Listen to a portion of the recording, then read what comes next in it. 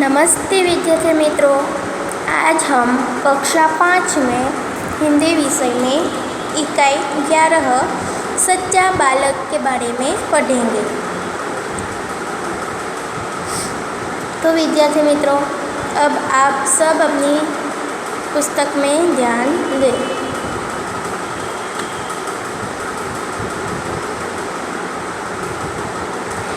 तो इस इकाई में के बारे में थोड़ी जानकारी ले लेंगे। इस जीवन प्रसंग में सच्चाई का महत्व बताया गया है। जीवन में चाहे कितनी भी मुश्किलें आए, पर जो मनुष्य अपने आदर्शों को नहीं छोड़ता है वही महान बनता है।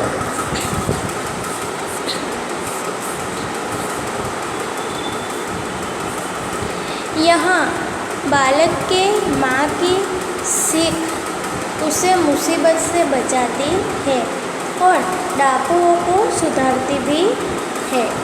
अब्दुल कादिर संत के जीवन प्रसंग की छोटी सी घटना हमें सच्चाई का मार्ग और उसका महत्व समझाती है। तो बच्चों, उसके बारे में आज हम पढ़ेंगे।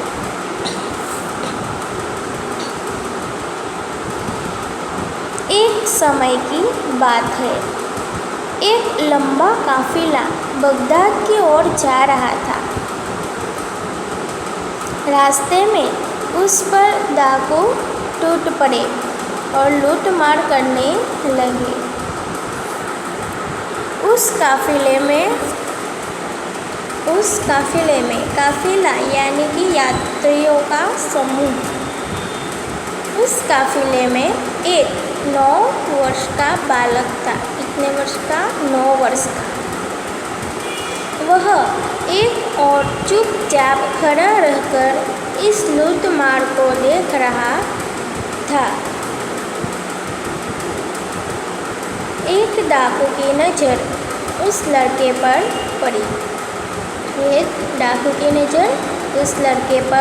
पड़ी। लड़के के पास आकर वह डाकू कड़क कर बोलना यानी कि कठोर सा से बोलना। तेरे पास भी कुछ है? लड़का, मेरे पास 40 अशरफिया है। लड़के ने क्या कहा? मेरे पास 40 अशरफिया है। डाकू चकित हो जाता है। क्या कहा? तेरे पास 40 अशरफिया है? लड़का, जी हाँ। डाकू लड़के का हाथ पकड़कर सरदार के पास ले गया। उसने अपने सरदार से कहा, यह लड़का अपने पास 40 अशरफिया बताता है। सरदार लड़के से, तेरी अशरफिया कहाँ है? लड़के ने अपनी सदरी को फाड़ कर उसमें छुपी अशरफिया निकाली। सदरी यानी कि झांकी, अशरफिया यानी कि सोने के सिक्के। उन्हें सरदार के सामने रखते हुए, सरदार यानी कि नेता, उन्हें सरदार के सामने रखते हुए कहा, यह देखो। सरदार आश्चर्य से, लड़के, अशरफियों को इस प्रकार से रखने का उपाय तुम्हें किसने बताया? लड़का, मेरी माँ ने इनको सदरी के अस्तर में सी दिया था, जिससे किसी को पता न चले।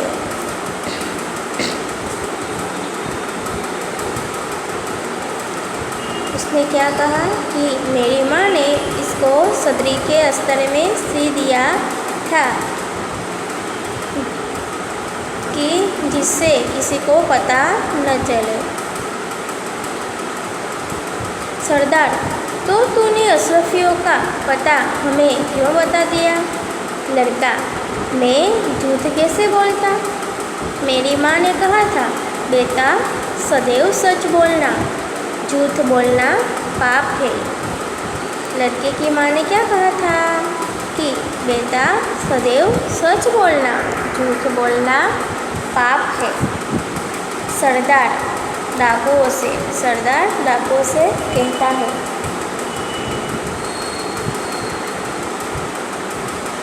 यह छोटा बच्चा अपनी माँ का इतना कहना मानता है कि ऐसे संकट में भी झूठ नहीं बोला।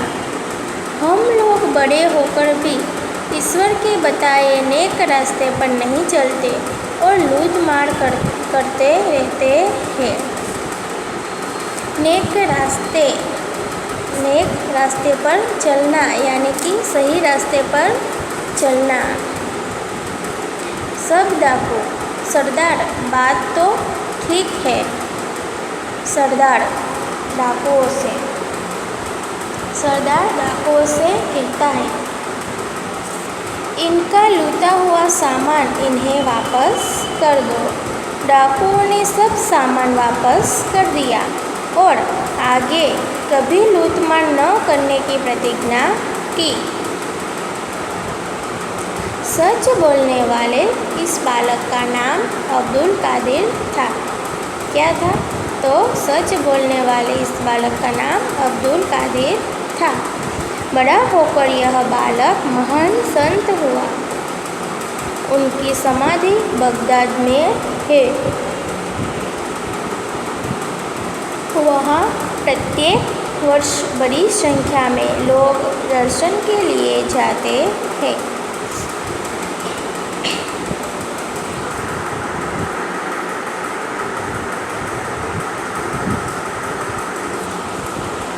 शब्दार्थ: काफिला, यात्रियों का समूह, अशरफिया, सोने के सिक्के, वापस करना यानी कि लौटाना, सदरी, झाकित, सरदार, नेता, अस्तर, सिले कपड़े के भीतर की तह, समाधि, मकबरा, मज़ार, माँ, जननी, माता, सदैव, हमेशा, सर्वदा, नेक, ईमानदार, ईश्वर, भगवान, प्रभु। मुहावरे: नेक रास्ते पर चलना, सही रास्ते पर चलना, कड़क कर बोलना, कठोरता से बोलना। अभ्यास: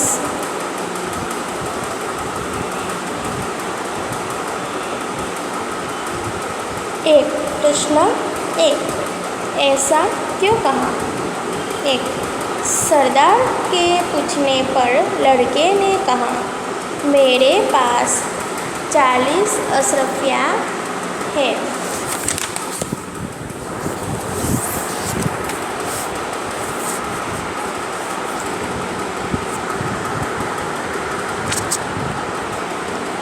उत्तर: लड़के की माँ ने उससे कहा था कि बेटा सदैव सच बोलना, झूठ बोलना पाप है। इसलिए सरदार के पूछने पर लड़के ने कहा कि मेरे पास 40 अशरफिया है। 2. सरदार ने डाकुओं से कहा, लूटा हुआ सामान वापस कर दो। उत्तर: सरदार ने डाकुओं से कहा, लूटा हुआ सामान वापस कर दो। उसका कारण यह है कि छोटा बच्चा भी संकट में होने पर भी अपनी माँ का कहना मानता था और झूठ नहीं बोलता था। तो वे लोग तो बड़े होकर भी ईश्वर के बताए नेक रास्ते पर नहीं चलते और लूट मार करते थे। इसलिए बच्चे की प्रेरणा से सरदार ने माल वापस करने को कहा।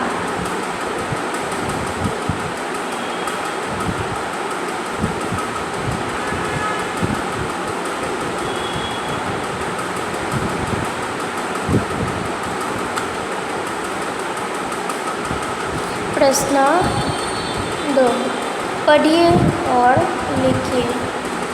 1, लड़का, मेरे पास 40 अशरफिया है। मेरे पास 40 अशरफिया है। 2, आसमान में घनघोर बादल छाए हैं। 3, माँ ने कहा था, बेटा सदैव सच बोलना। 4, हमेशा सत्य की ही जीत होती है। 5, हॉकी हमारा राष्ट्रीय खेल है।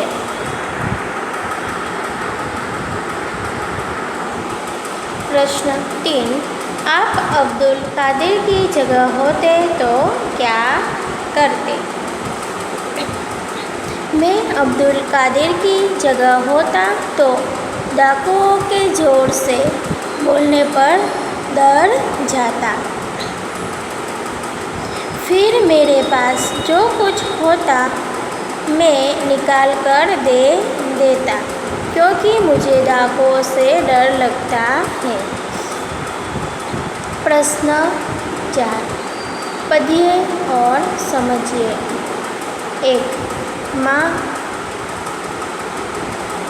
उसका विलोम शब्द होता है बाप। 2, बड़ा यानी छोटा। सच तो झूठ, नेक तो बेईमान, प्रसिद्ध तो अप्रसिद्ध, आज तो कल, पास तो दूर।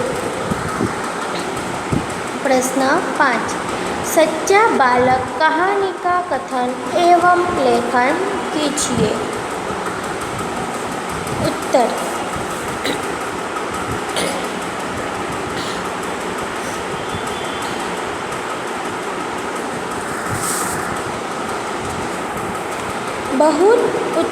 बहुत पुरानी बात है।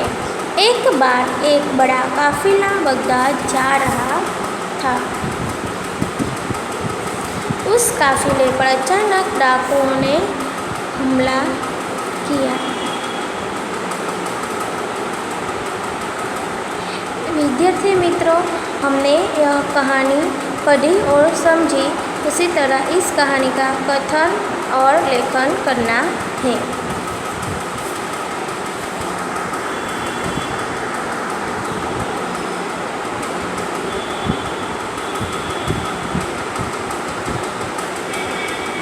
प्रश्न 6, पढ़कर प्रश्नों के उत्तर लीजिए।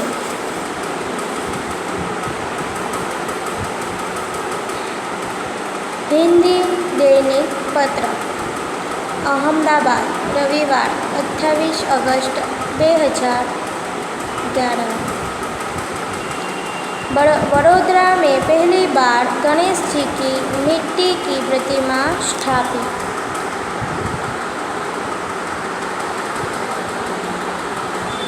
वडोदरा, उत्सव प्रिय नगरी वडोदरा में गणेशोत्सव के कुछ ही दिन शेष होने से शहर के छोटे मोटे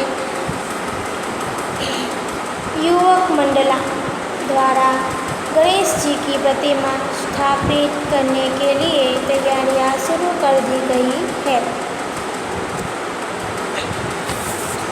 ऐसे समय पर्यावरण तथा पीओपी के प्रतिबंध को ध्यान में रख शहर के राजमहल रोड स्थित ताड़फलिया सार्वजनिक युवक मंडल ने इस वर्ष पहली बार गणेश जी की मिट्टी की प्रतिमा स्थापित करने का निर्णय किया है। ताड़फलिया युवक मंडल द्वारा प्रथम बार 22 फुट ऊंची तथा 800 किलो वजन की विशालकाय गणेश जी की प्रतिमा बनाने का बड़ा बीड़ा उठाया गया है। प्रतिमा के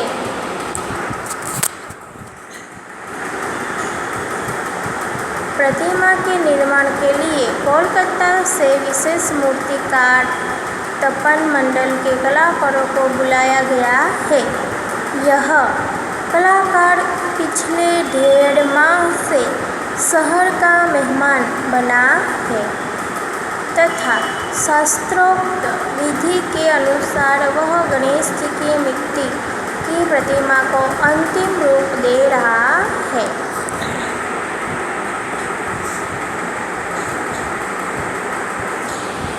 प्रश्न 1. अखबार में छपा समाचार कब प्रसिद्ध हुआ है? उत्तर: अखबार में छपे समाचार 28 अगस्त 2011 रविवार को प्रसिद्ध हुआ है। 2. समाचार की हेडलाइन पढ़िए। वडोदरा में पहली बार गणेश जी की मिट्टी की प्रतिमा स्थापित। 3. समाचार किसके बारे में है? समाचार पहली बार गणेश उत्सव में गणेश जी की मिट्टी की प्रतिमा बनाकर स्थापित करने के बारे में है। 4. समाचार पत्र के संदर्भ में कोई 4 प्रश्न बनाकर उत्तर लिखिए। 1. वडोदरा कैसी नगरी है? वडोदरा उत्सव प्रिय नगरी है। ताड़फलिया सार्वजनिक युवक मंडल ने क्या निर्णय इस वर्ष किया? ताड़फलिया सार्वजनिक युवक मंडल ने इस वर्ष गणेश जी की मिट्टी की प्रतिमा स्थापित करने का निर्णय किया है।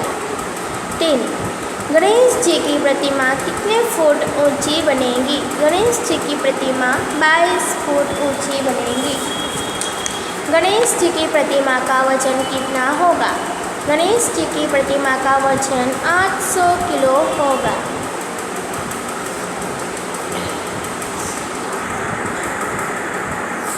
5. निम्नलिखित शब्दों के समानार्थी शब्द ढूंढिए। नगर तो शहर, बड़ी तो विशाल, गणपति तो गणेश, खास यानी कि विशेष, अतिथि यानी कि मेहमान, मूर्ति यानी कि प्रतिमा।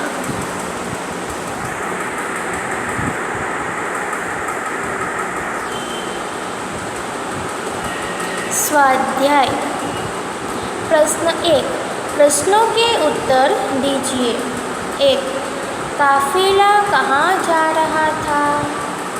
उत्तर: काफिला बगदाद जा रहा था। 2. बालक की उम्र कितनी थी? उत्तर: बालक की उम्र 9 वर्ष की थी। 3. लड़के के पास कितनी अशरफियाँ थी? उत्तर: लड़के के पास 40 अशरफियाँ थी। 4. लड़के ने अशरफियाँ कहाँ रखी थी? उत्तर: लड़के ने अशरफियाँ सदरी के अस्तर में रखी थी। 5. लड़के की माँ ने उसे क्या सीख दी थी?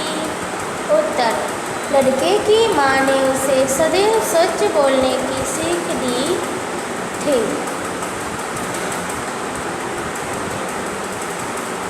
6. डाकुओं ने लड़के से क्या सीखा? उत्तर: डाकुओं ने लड़के से ईश्वर के बताए नेक रास्ते पर चलना सीखा। 7. सच बोलने वाला बालक कौन था? उत्तर: सच बोलने वाला बालक महान संत अब्दुल कादिर था।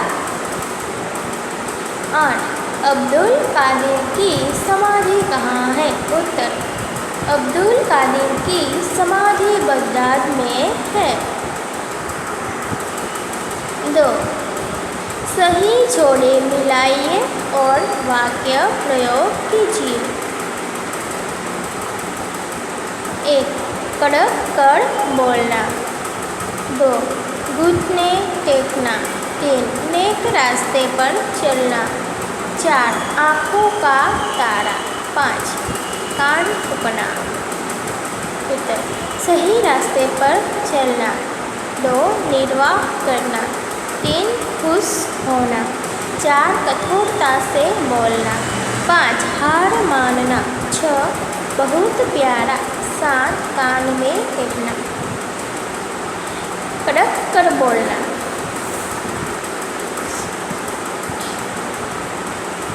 तो उसका अर्थ है कठोरता से बोलना। 4 कठोरता से बोलना। वाक्य हमें किसी से भी कड़क कर नहीं बोलना चाहिए। 2 घुटने टेकना। घुटने टेकना यानी कि हार मानना। वाक्य पाकिस्तान की सेना ने भारत के आगे घुटने टेक लिए। 3 नेक रास्ते पर चलना यानी कि सही रास्ते पर चलना। वाक्य महान व्यक्ति हमेशा नेक रास्ते पर चलते हैं। 4 आँखों का तारा यानी कि बहुत प्यारा। वाक्य मैं अपनी माँ की आँखों का तारा हूँ। 5 कान फूंकना यानी कि कान में कहना, कान भरना। वाक्य रेखा ने गीता के कान फूंके। क्या रेखा ने गीता के कान फूंके। तो विद्यार्थी मित्रों यहाँ